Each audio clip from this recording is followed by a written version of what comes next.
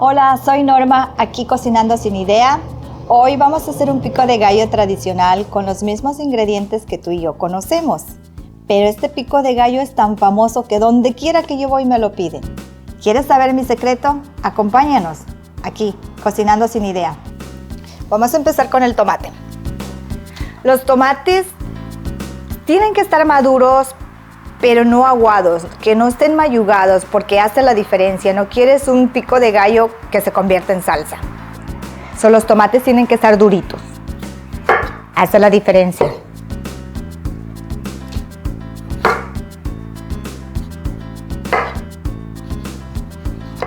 Los tomates los corto así.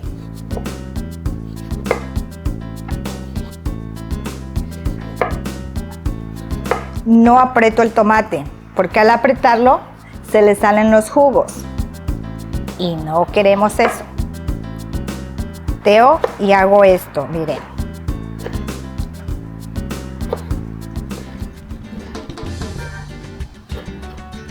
Esta.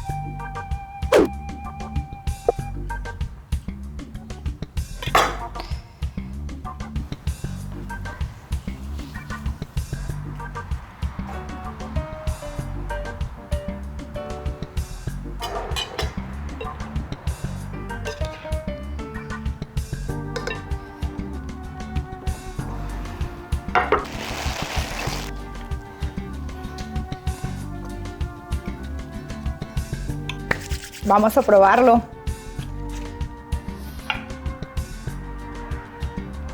Se me hace agua la boca.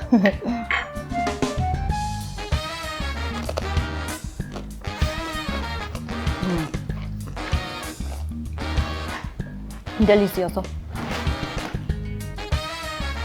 La sal, el limón, perfecto.